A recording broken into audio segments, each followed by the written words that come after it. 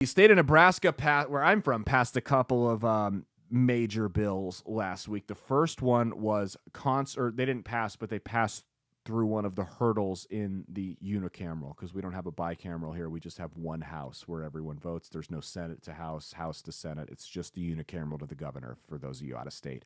So the unicameral one, it passed a hurdle in the unicameral constitutional carry, which would give you the right to carry a firearm without a permit, as long as you're not a felon or someone who's otherwise banned, like a crazy person. Someone who's been dishonorably discharged from the military, an illegal immigrant, drug addict, someone like that. Someone who's already been banned from carrying a firearm, from owning one to begin with.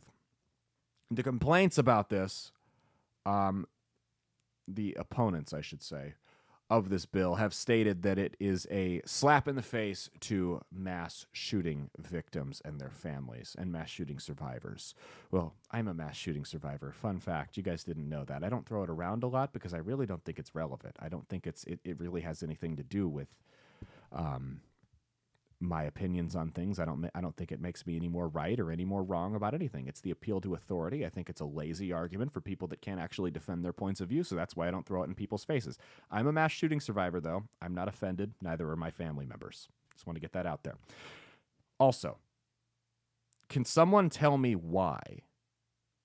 I want to use basic logic here, and I know that's hard for a lot of you guys on the anti-gun side. Can someone tell me how no longer requiring a permit to carry a gun would lead to more mass shooters? Now, we could have the argument that people aren't trained and they might be a little bit more reckless with it because they didn't have to go through the permitting. If you've ever gotten the concealed carry permit, if you've ever taken the test, I have, it's a joke. It's not like it's this strenuous test. This really won't make a difference in that department. But if that's your concern with it, we can certainly have that discussion. But the idea that this is somehow going to lead to more mass shootings is ridiculous. Can someone tell me how this will lead to more mass shootings? You guys act like there's this sleeper cell of would-be mass shooters just sitting around going, I'd love to walk in the mall and kill a bunch of people today, but I don't have the proper permit to do it. That's not happening. The last time I checked, we already have laws against mass murder, and that doesn't deter them. Now, I don't have the law right in front of me. I don't have the statute right in front of me. But I'm going to go out on a limb and say that the punishment for mass murder is much more severe than the punishment for carrying a gun without a license.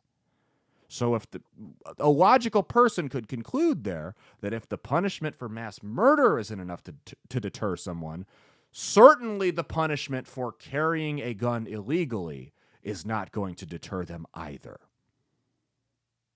Most of these shootings take place in places where guns are already banned. Schools, shopping malls, places like that.